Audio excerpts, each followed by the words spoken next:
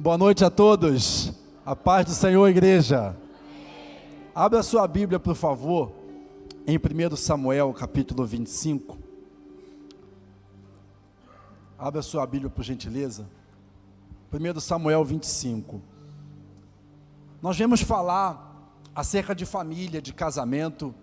Eu quero perguntar aqui, quem está precisando de um milagre na sua casa? Levante a mão assim. Quem precisa de um milagre na sua família? Quem tem um familiar que está mal, que está afastado, que dá trabalho, que precisa muito conhecer Jesus? Levante a mão assim. Então hoje vai ser uma noite de milagre na sua casa. Hoje vai ser uma noite de poder na sua vida. Quem crê, diga amém. Diga glória a Deus. Hoje vai ser uma noite do agir de Deus na sua família, amém? Mas antes do poder, do milagre acontecer no nosso meio, vai ser uma noite de instrução. Vai ser uma noite em que Deus vai nos trazer uma direção de como nós podemos cooperar com a obra de Deus dentro da nossa família. Porque entenda que Deus é soberano, querido, e Ele faz a obra como Ele quer, da forma que Ele quer, da maneira que Ele quiser. Mas é muito provável que Deus vai agir na sua família através de você. Que antes de te fazer a luz do mundo, como seu discípulo, Ele vai fazer você a luz na sua casa. Antes de ser o sal da terra, você vai dar sabor à sua família. Ele vai fazer essa obra dentro do seu lar. E como que isso vai acontecer? A instrução que eu vou trazer hoje para você é exatamente como você pode cooperar com Deus nessa obra. E eu vou já te resumir a mensagem. É com a sua forma de falar.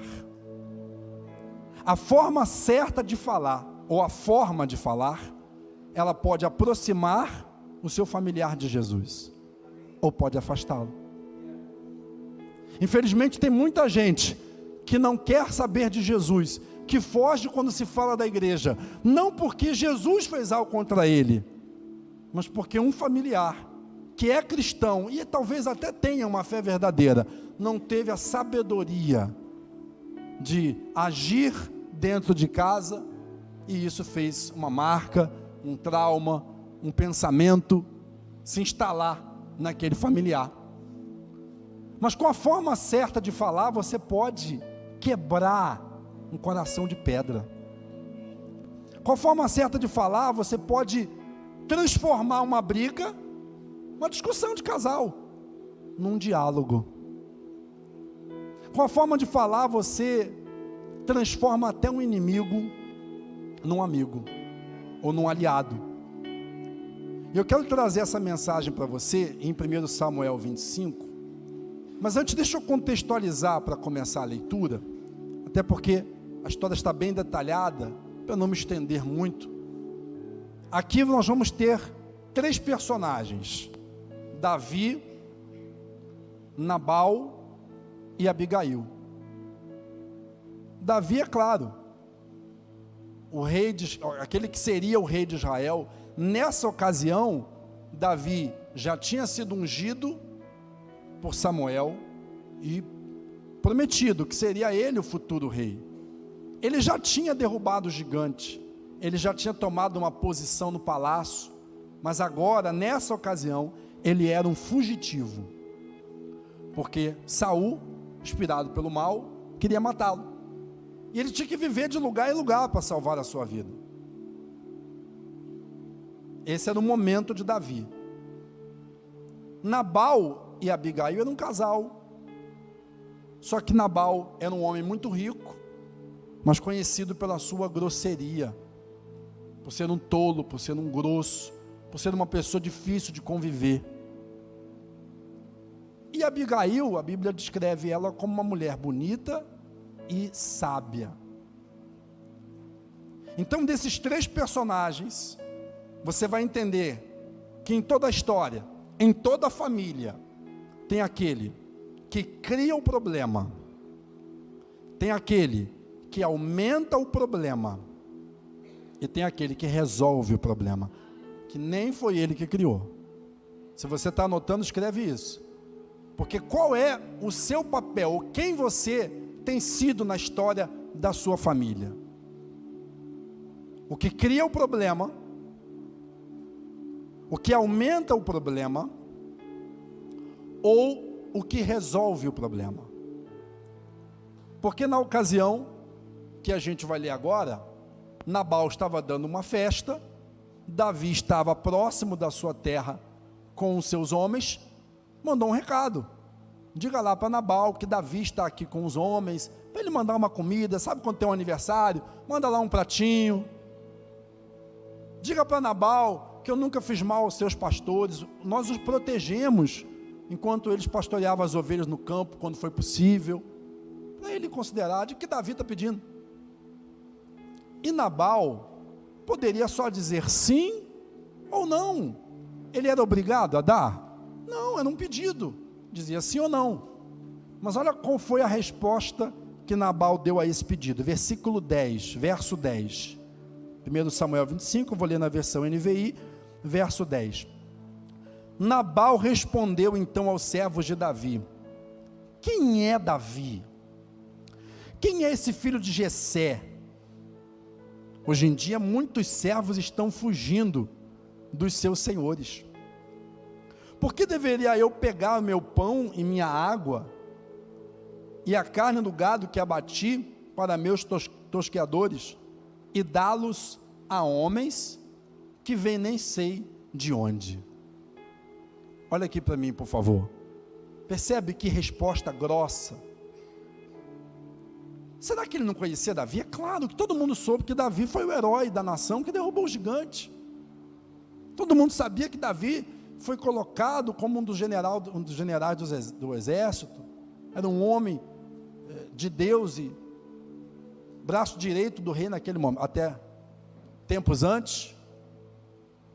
Mas ele desprezou. Quem é Davi? Sabe que uma das coisas muito difíceis é você lidar com esse escárnio, com esse desprezo. Quem é você? Se põe no teu lugar, está pensando que você é quem? Só que com essa palavra, com essa forma de falar, Nabal estava criando um problema.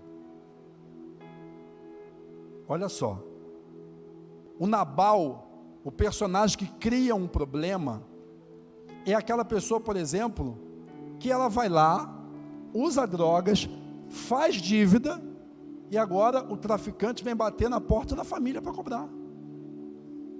Ele participa de uma coisa ilícita, vai preso, ele criou um problema que não precisava, e a família vai lá, geralmente a mãe, para poder negociar a saída dele. Às vezes no casamento, querido, está tudo caminhando, o casamento não é perfeito, tem suas lutas, mas o casal está ali, está unido, já passou o pior, já passou fome, já morou na casa da mãe, na casa da sogra, já saiu do aluguel, está começando a se levantar, o filho nasceu doente, agora tem saúde. Aí tem pessoa, pastor Wesley, que ela pensa assim: está tudo muito legal na minha vida, eu vou arrumar um problema. É sério, ela pensa: eu vou arrumar um problema. E do nada vai lá, no caso do homem, e trai a esposa. Eu já atendi, já cuidei de casais tentando superar a traição. Você pergunta, e isso é muito doloroso. A traição é dolorosa para a mulher, mas talvez tenha sido mais doloroso a mulher perguntar: por que você fez isso? E o cara dizer: não sei. Sou eu que não estou bonita? Não. Nós estamos com um problema? Não. Você não me ama mais? Não. Você se interessou por ela? Não. Então por que você fez isso? Parece o Nabal só para criar um problema. Mas não só isso, gente. Às vezes a nossa forma de falar, até com uma coisa trivial, uma coisa do dia a dia, uma coisa pequena, às vezes uma brincadeira mal entendida, um comentário na mesa de jantar, e tem gente que faz daquilo um problema. Agora a gente vai a Davi, como que ele reagiu quando ouviu essa grosseria? Versículo 12. Então os mensageiros de Davi voltaram, e ao chegarem, relataram a ele cada uma dessas palavras. Davi ordenou aos seus homens: ponham as suas espadas na cintura. Assim eles fizeram, e também Davi. Cerca de 400 homens acompanharam Davi, enquanto 200 permaneceram com a bagagem. Para a gente entender um pouco mais como Davi ficou irado, adianta só um pouquinho para ler o versículo 21 e 22. Verso 21. Davi tinha dito: de nada adiantou proteger os bens daquele homem no deserto, para que nada se perdesse. Ele me pagou o bem com o mal. Que Deus castiga Davi, e o faça com muita severidade, caso até de manhã eu deixe vivo um só do sexo masculino, e de todos os que pertencem a Nabal. Olha aqui para mim, por favor. Davi poderia ter dito: tudo bem, ele não quer dar, é um direito dele, que Deus abençoe, não vai faltar. Poderia ter ficado chateado, mas ido orar: Deus, limpa o meu coração. Ele podia ter feito várias coisas, mas a reação de Davi aumentou o problema. Aquele homem criou um problema com a sua ignorância. Davi agora vem e aumenta um problema. Como é que é? Ele falou isso: nós vamos lá agora, nós vamos matar todo mundo, que Deus me castigue se sobrar alguém lá dessa forma. Mas espera aí, sabe uma coisa que eu me pus a pensar quando li essa passagem? A gente sempre que lê, fala de Nabal, fala de Abigail. Mas como é que Davi, ungido de Deus, escritor de salmos maravilhosos, que há dias atrás, se você ler o texto anterior, não quis se vingar de Saul, que queria matá-lo. Ele teve a oportunidade de matar Saul na caverna e não fez, em temor a Deus. Tem gente que diz assim: Davi era homem sanguinário. Não, ele exterminava povos, ele lutava guerras que Deus mandava. Ele não tirava a vida de quem Deus não direcionava, ele não combatia guerras que Deus não mandava ele entrar. Como é que agora ele se deixa tomar por um desejo de vingança, inclusive de um israelita, de uma família de Israel? Como é que Davi fez isso? É bom a gente entender às vezes pormenores, para a gente também avaliar a nossa própria vida. Davi não estava nessa ocasião bem emocionalmente. Além de estar perseguido, de estar fugido, de estar tendo que se esconder, com medo da morte, ou com face de vir a morrer, no versículo 1 fala uma coisa que aconteceu e que mexeu também com o emocional de Davi. Volta no verso 1, só para você ler o que foi. Samuel morreu, e todo Israel se reuniu e pranteou, e o sepultaram onde vivia, e em Ramá. Depois Davi foi para o deserto de Maom. Então Davi, além de estar perseguido, foragido, escondido, o seu mentor, o homem que ungiu, morreu. Uma referência humana de Deus na vida dele, morreu. E ele nem lá se despedir, fazer um velório, um enterro, ter o seu luto, ele pôde ter. Então as emoções de Davi provavelmente nessa ocasião não estavam no lugar, não estavam muito bem. Por isso que aquela palavra que numa outro dia ele relevaria, como diz um popular ditado, ele pegou pilha. Ele deixou o sangue subir e queria lá se vingar. Deixa eu falar para você. Algumas vezes eu já agi como Davi aqui. De num dia que você não está bem, de um momento que você está passando, do seu emocional não estar bem cuidado, organizado. Você entra num problema que não é seu. Você fala uma coisa que não devia. Você responde de uma maneira e você aumenta um problema. Geralmente o nosso emocional, a gente consegue controlar ele no local de trabalho. Seu chefe chega para você e diz assim: olha, esse trabalho que você fez aqui não está bom, inclusive nem precisa fazer mais, tá? Passa para o outro que ele vai fazer no seu lugar. A gente faz o quê? Engole, aceita e segue em frente. Mas quando chega em casa a gente faz isso? O marido chega e diz assim: poxa amor, essa carne não ficou legal não. O emocional, se não está no lugar, vai vir aquela célebre expressão. Qual é a expressão? Então você quer dizer... Você reparou que sempre a briga começa com quer dizer? Então você quer dizer que eu não sei cozinhar. Ah, mas é porque você só gosta da comida da sua mãe.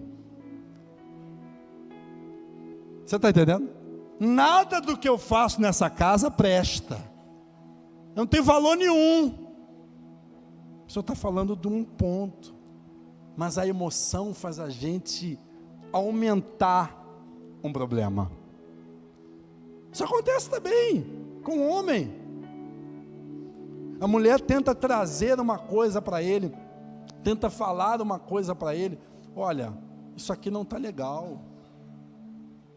O homem geralmente ele não generaliza tanto, ou ele se defende ou ele ataca para se proteger, como num dos vídeos que eu coloquei na internet, que eu falo: homem casado não tem amiga. Glória a Deus, igreja. Outro vídeo que eu fiz foi: homem casado não dá carona para mulher. Amém? É o manto, está descendo o manto. E eu desço o manto mesmo. Começa de conversinha, manda um meme, manda uma carinha, aí daqui a pouco começa aquelas expressões, sempre com aspas: com todo respeito, você está muito bonita hoje. Com todo respeito, você mudou o cabelo, ficou tão legal. E a coisa vai. Satanás, vai devagar. É engraçado que o diabo não tem criatividade. Os adultérios acontecem todos do mesmo jeito. Conversinha que vai crescendo, quando vê, já está ali. Mas aí quando a mulher vai falar: vem cá, essa conversa aqui. Vem cá, esse papo aqui. Vem cá, que história é essa aqui? Não, é só minha amiga. Não tem nada a ver. E aí vai piorando. Isso é coisa da sua cabeça.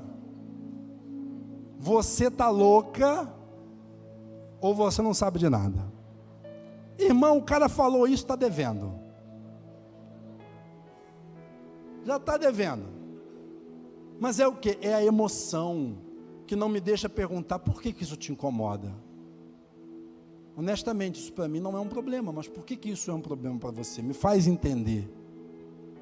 E a pessoa vai colocar, e a gente vai conversar desse assunto, mas eu tenho que tirar a emoção do lugar. A emoção não pode estar no controle para eu ter essa conversa. Veja que isso aconteceu com Davi. Isso pode acontecer comigo, isso pode acontecer com você. Eu falo, inclusive, num dos vídeos, que esse foi um dos temas que gerou muitas brigas no meu casamento. Sempre muito simpático, muito conversador, na igreja desde muito novo, participei de vários ministérios, fui líder de jovens muitos anos, sempre todo mundo tinha meu WhatsApp, e tratava, não tinha muita diferença tratar um homem ou uma mulher, tratava todos com igualdade, com muito carinho, com muito cuidado. E a Juliana: olha, não tem nada a ver, olha. Até que um dia uma das pessoas me manda mensagem se declarando para mim, na igreja: olha, eu não queria falar, aquela conversa fiada toda. Mas no final da mensagem ela sugere que se eu ficasse com ela, eu não ia falar para ninguém. Pastor Wesley, sou muito discreta. Satanás, sou muito discreta. Aí o que eu fiz? Graças a Deus, imediatamente a Juliana estava do meu lado, quando a mensagem chegou, eu já mostrei. Aqui, ó. Aí é claro que nessa hora, Deus bota a mulher do seu lado para te dizer o quê? Jamais perderás essa oportunidade. Ok? 11º mandamento, põe lá na tábua. Jamais perderás a oportunidade de dizer: eu te avisei. Só que a coisa ficou tão feia, porque eu falei com a pessoa, repreendi a pessoa, disse que ela estava com um problema, que ela estava se confundindo. Só que ela começou a mandar mais mensagens. Eu bloqueei, troquei de número. Ela trocou de número, começou a me mandar outras. Eu tive que levar a direção, olha a vergonha. Eu tive que levar a direção da igreja. Que vai que essa mulher vai lá e fala que eu fiz alguma coisa. Aqui, olha. Sentei com o meu líder e mostrei para ele. Pediu o que é que eu faço. Ele me orientou como fazer para resolver aquele problema. Que no caso foi ameaçar, entre aspas, de expor em público, para que ela parasse então e se colocasse no lugar dela. Olha a situação. Como eu aumentei um problema por causa de não ouvir a pessoa que estava do meu lado. Por causa da emoção de não querer dizer: você está certa. Eu realmente preciso consertar isso aqui. Eu preciso mudar esse comportamento. Agora a gente vem para completar, para entender como que Abigail foi usada por Deus e teve sabedoria para resolver esse problema. Ela não criou, ela não aumentou, mas foi ela que resolveu o problema. Porque diz aqui, olha, versículo, vamos voltar aqui agora, e leia comigo no verso 19. E disse aos seus servos: vocês vão na frente, e eu os seguirei. Ela, porém, nada disse a Nabal, seu marido. Enquanto ela ia montada num jumento, coberta pela montanha, Davi e seus soldados estavam descendo em sua direção, e ela os encontrou. Quando Abigail viu Davi, desceu depressa do jumento, prostrou-se perante Davi, rosto em terra. Olha só, ela caiu aos seus pés e disse: meu senhor, a culpa é toda minha. Por favor, deixa a tua serva lhe falar, ouve o que ela tem a dizer. Meu senhor, não dê atenção àquele homem mau, Nabal, ele é insensato, conforme o seu nome significa, e a insensatez o acompanha. Contudo eu, tua serva, não vi os rapazes que meu senhor enviou. Agora, meu senhor, juro pelo nome do Senhor e por tua vida, que foi o Senhor que impediu de derramar sangue e vingar-se com as tuas próprias mãos. Que teus inimigos todos e todos os que te pretendem fazer-te mal sejam castigados como Nabal, e que esse presente que a tua serva trouxe ao meu senhor seja dado aos homens que o seguem. Esqueça, eu te suplico, a ofensa da tua serva, pois o Senhor certamente fará um reino duradouro para ti, que travas os combates do Senhor, e em toda a tua terra, em toda a tua vida, nenhuma culpa se acha em ti. E mesmo que alguém te persiga para tirar-te a vida de meu Senhor estará firmemente segura, como um dos que são protegidos pelo Senhor Deus. Mas a vida de teus inimigos será retirada para longe, como por uma tiradeira, que em outra versão diz como uma funda. Quando o Senhor tiver feito, a meu Senhor, todo o bem que te prometeu, e te tiver nomeado líder sobre Israel, olha esse versículo agora, com atenção, meu Senhor não terá no coração o peso de ter derramado sangue desnecessariamente, sem te ter feito justiça com as próprias mãos. E quando o Senhor tiver abençoado a ti, lembra-te da tua serva. Davi disse a Abigail: bendito seja o Senhor Deus de Israel, que hoje a enviou ao meu encontro. Seja você abençoada pelo seu bom senso, e por evitar para que eu derrame sangue e me vingue com as minhas próprias mãos. Olha aqui para mim, por favor. Ela recebe aquela notícia. Ela poderia ir lá brigar com Nabal. Você é maluco? Está arrumando problema para a gente, esse homem vai vir nos matar. Ela poderia ter fugido para preservar a vida dela. Ela poderia ter ido lá brigar com Davi e jogar na cara dele: você não é homem de Deus? Que homem de Deus é você que quer se vingar e matar minha família? Ela podia ter feito várias coisas. Mas a sabedoria começa quando a gente não deixa a emoção tomar conta. Olha, gente, é impossível não sentir emoção, mas eu posso dizer que ela não vai me controlar. Não fazer a primeira coisa que eu estou sentindo vontade de fazer. Entender que não importa quem está certo, quem está errado, importa que o problema seja resolvido e o nome de Jesus seja glorificado no final de tudo. Amém, pessoal? Não importa, não vou lá te dar satisfação. Ela não fala nada com Nabal, e aí ela quebra o coração de Davi primeiro, já mandando presente, comida.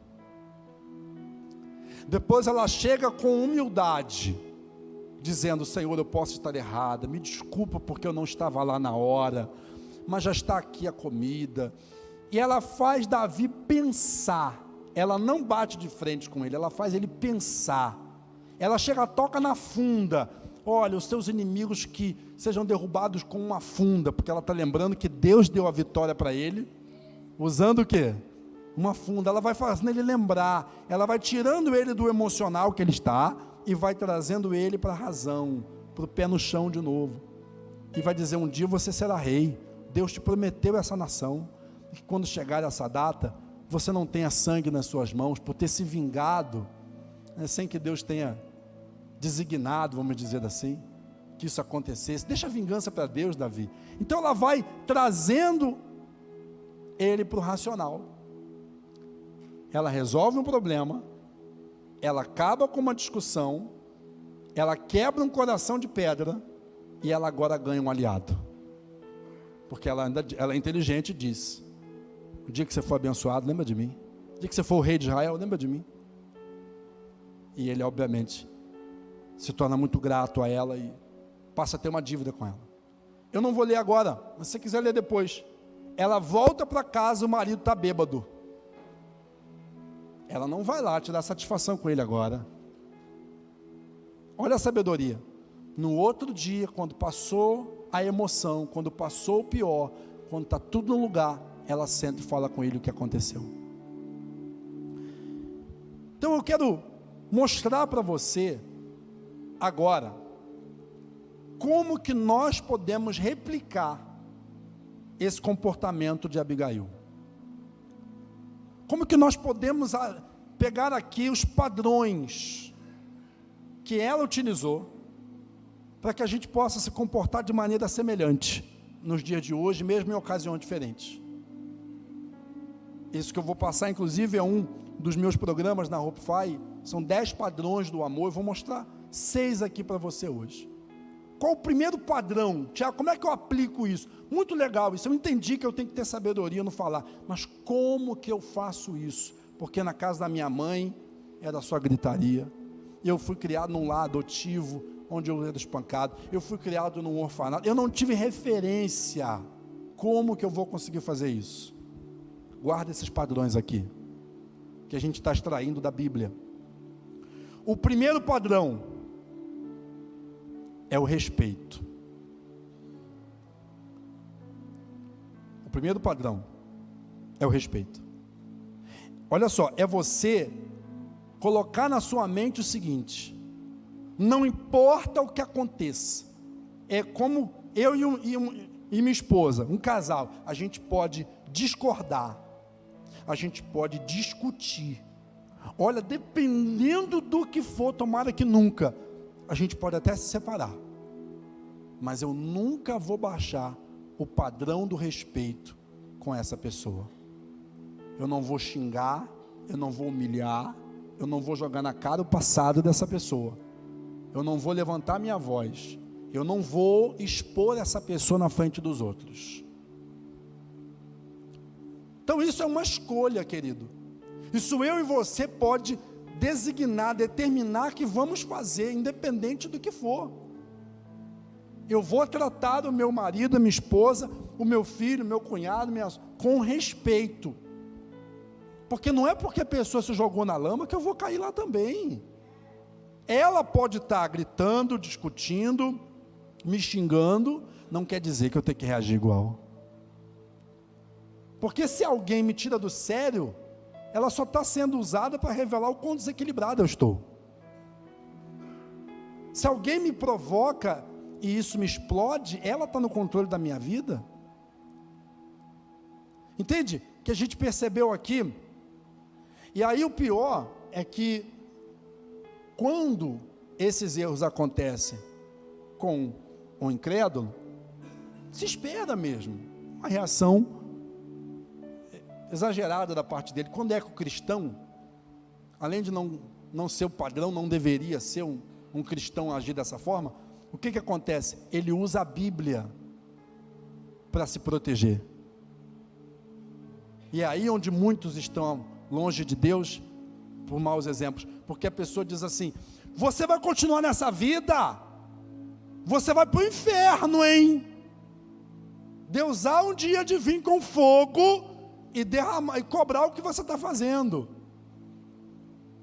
Ela não sabe dizer: meu filho, não faça isso, olha, eu não aceito. Se você continuar com esse comportamento, até aqui de casa você vai ter que sair.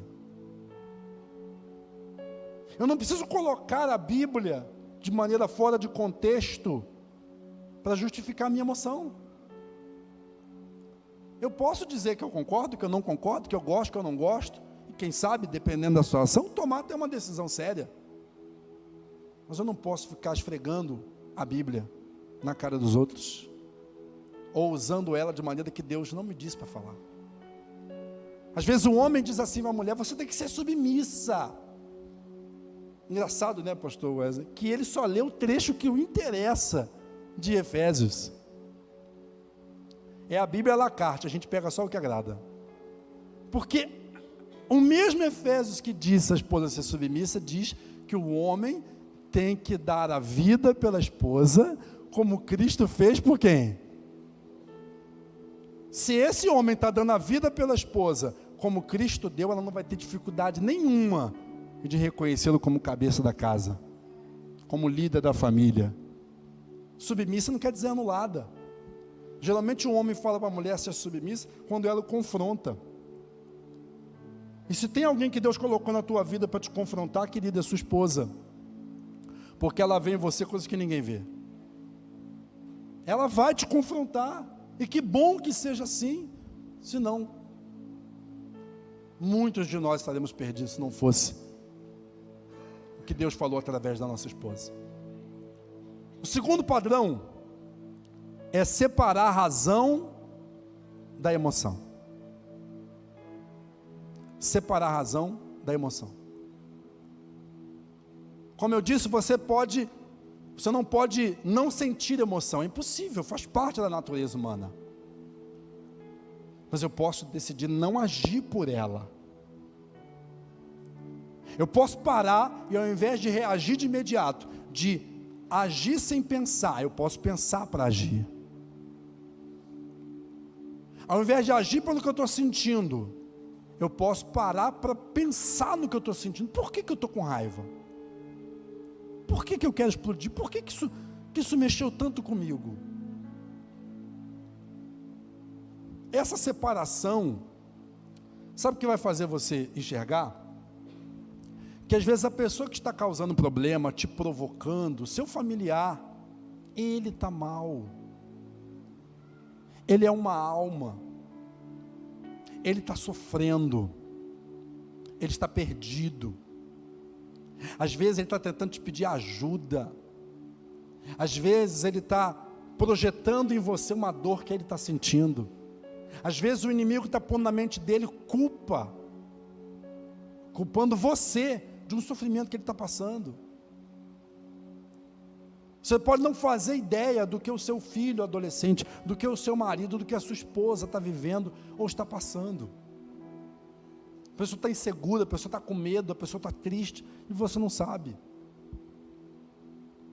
Como teve um casal que eu cuidei, e numa das ocasiões o marido começou a ficar muito mal com a esposa, e a dizer: vai embora, eu não quero mais esse casamento, e destratá-la. E num determinado dia ele foi muito duro com ela, falou que ia acabar tudo, que ela fosse embora, e ela não sabia o que fazer. Ela desceu, entrou no carro chorando, me ligou.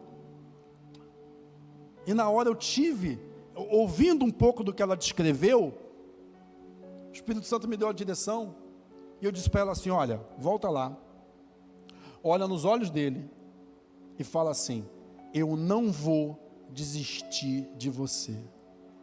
Eu não sei o que você está passando, mas eu vou ficar aqui e a gente vai resolver, porque eu não vou desistir de você. Ela foi lá e fez exatamente o que eu falei. Quando ela falou para ele: eu não vou desistir de você, aquele homem desarmou e começou a chorar. E disse assim: eu já desisti de mim. E eu estou tentando te fazer embora com raiva, para você superar mais fácil e casar de novo. Porque no fundo eu quero acabar com a minha vida. Eu não estou bem, eu não estou te fazendo bem, eu quero que você vá embora, para você ser feliz, porque eu não estou te fazendo feliz.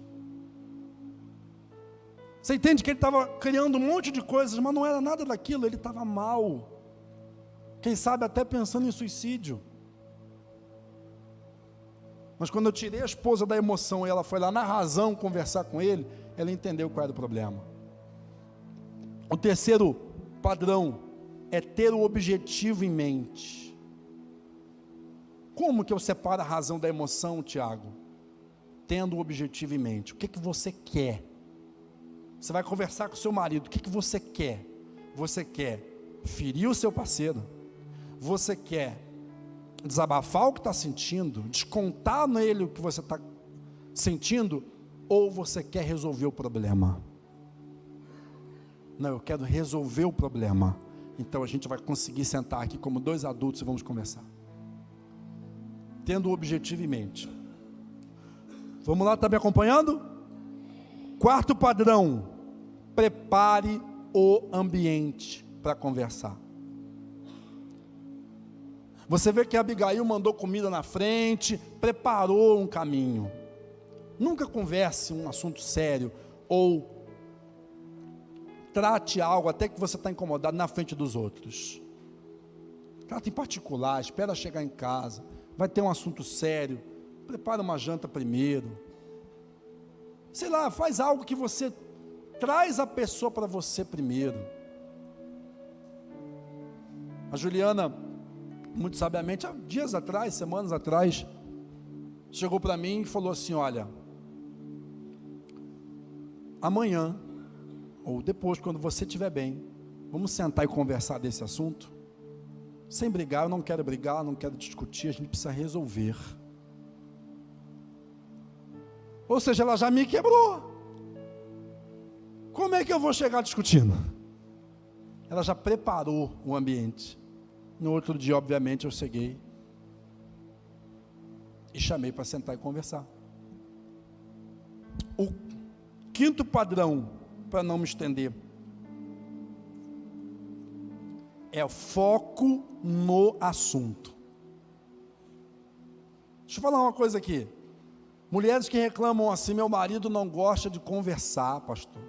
Meu marido não gosta de me ouvir. Eu chamo para conversar, ficar no celular, não gosto de um ADR. Por que ele não me ouve?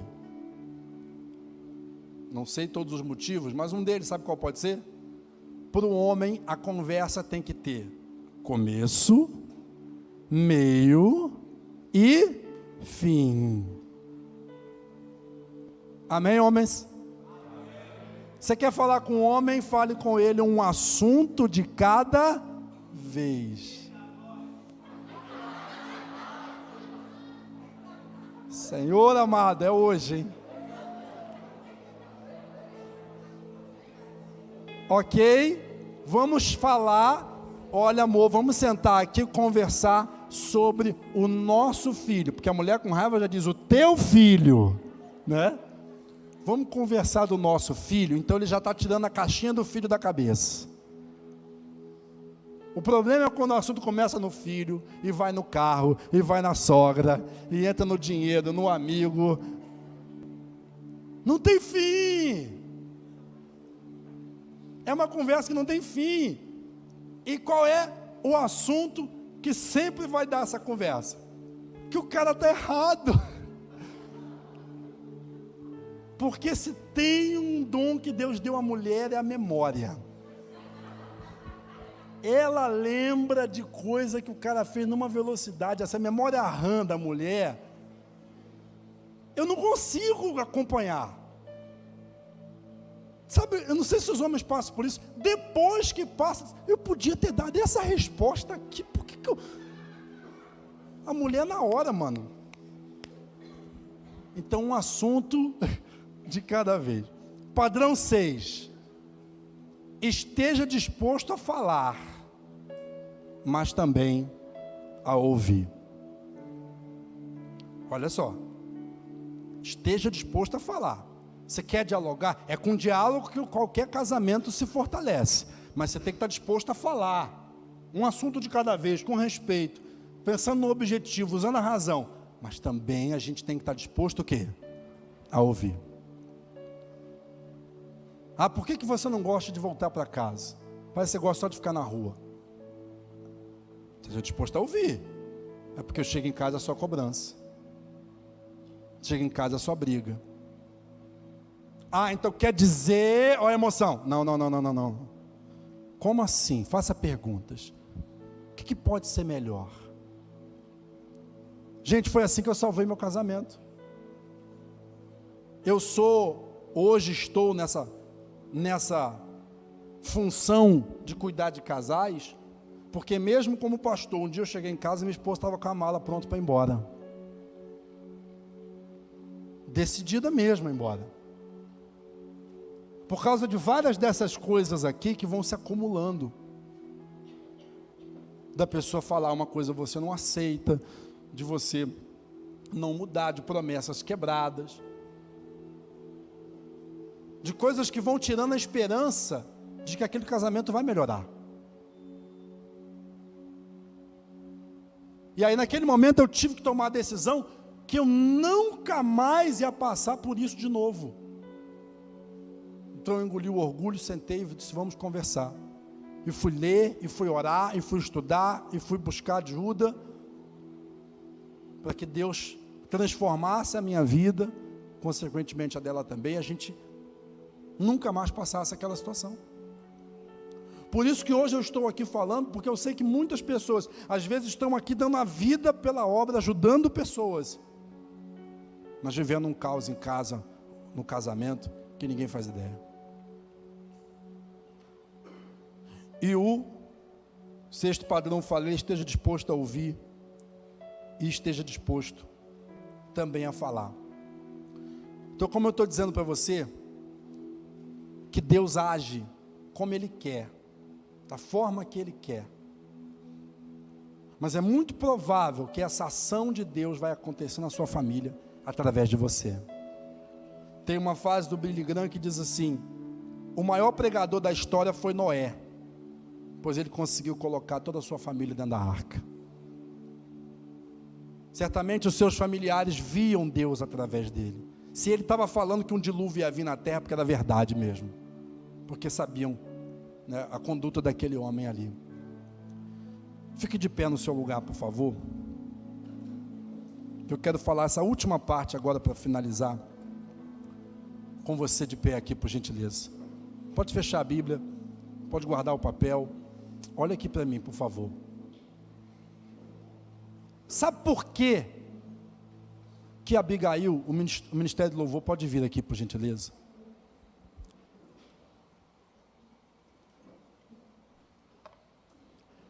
Olha aqui para mim. Sabe por que Abigail conseguiu controlar a emoção, lidar com Nabal, um homem tão difícil, lidar com Davi, com gosto de vingança na boca, e resolver aquela situação? Como é que ela conseguiu ficar casada com Nabal, servir, fazer o melhor por um homem tão rude como a Bíblia o descreve?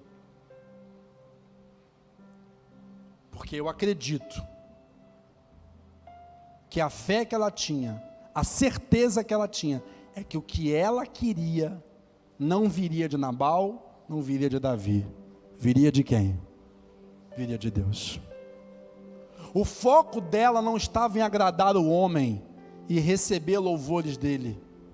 O foco dela estava em agradar a Deus.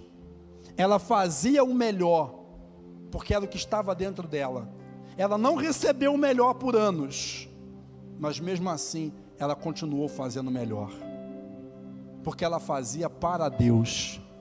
Ela servia Nabal como se estivesse servindo Jesus na mesa dela. Ela foi lá conversar com Davi, mesmo Davi tomado de sentimento, de emoção, mas como se ela estivesse indo conversar com Jesus, porque cada um só dá o que tem. Se a pessoa está me dando o pior, esse é problema dela, eu vou dar o melhor, é o que está dentro de mim. No velório do meu pai, faleceu há alguns anos de câncer, eu fazendo a obra, eu só consegui ir lá no dia do velório. Quando eu chego diante do corpo do meu pai, um tio meu, que já tinha tido problema com meu pai meses antes, veio criar confusão comigo. Quem é você para falar o quê? Você não estava aqui, a gente que cuida. E começou a falar um monte de coisa na frente do corpo do meu pai. Qual é a vontade que você acha que me deu na hora? Tremia a minha mão assim, ó. Minha vontade era virar um dinossauro, comer de uma bocada só e cuspir os ossos fora. Mas a minha mãe e a minha esposa só me tocou, disse, fica calmo. Alguém tirou ele. Depois do enterro mesmo, eu fui lá ver minha avó que não pôde ir. Quem vem de lá? O tio. Quem vem aqui? O Espírito Santo. Vai lá. Bem aqui, sabe aqui? Vai lá. Você sabe o que você tem que fazer. Eu cheguei para ele, chamei ele e falei assim, você me perdoa? Não, mas você está certo. Talvez eu podia ter feito mais. Me perdoa. Muito obrigado pelo que vocês fizeram por ele. A mão assim, ó. A mão. Mas muito obrigado. Deus abençoe. E a gente finalizou ali, ele ficou bem, eu fui embora. Sabe por que eu fiz isso? Não é porque eu sou muito bom, não. Porque eu sou inteligente. Eu não sei para onde ele vai, mas eu sei para onde eu estou indo. E na porta que eu estou tentando entrar, irmão, não dá para levar uma água comigo, não. Na porta que eu tenho que entrar um dia lá, passar na estreita, não dá para carregar ninguém comigo. E eu fui lá. Então você veio aqui para orar pela sua família. Mas eu quero que você entenda primeiro que antes de Deus fazer uma obra na sua família, Ele precisa completar a obra que Ele começou em você. Para que você não seja como Nabal, que crie problema. Para que você também não seja como Davi, que aumente problemas por conta do seu momento. Então eu quero orar por você, que diz assim, Tiago, eu preciso de ajuda, porque tem algo em mim que eu não consigo mudar. Tem momentos que a minha reação é fora de controle, é fora do tom. Tem coisas que eu estou passando que ninguém faz ideia. Tiago, eu quero muito dessa oração, porque tem coisas que eu não vou conseguir mudar sozinho. Eu preciso alcançar esse nível de maturidade espiritual. E não tem problema nenhum você admitir, você aceitar que precisa de uma oração, que precisa da ajuda de Deus para mudar certas coisas na sua vida. Então, se você quer essa oração, sai do seu lugar, vem aqui na frente do altar. Eu vou orar com você agora. Se você diz, eu preciso de uma oração, porque tem coisas na minha vida que eu não estou conseguindo mudar sozinho, vem aqui na frente. Não tem vergonha não. Se o Espírito Santo te chama, vem aqui diante do altar. Receba nessa noite uma ajuda que só Deus pode dar a você, para curar algo na sua alma, para restaurar uma ferida no seu coração, para mudar o seu pensamento, para completar essa obra que Ele já começou na sua vida, para que em breve você não esteja aqui sozinho, ou só você e sua esposa, mas toda a sua família esteja aqui também. Vem aqui para receber essa oração.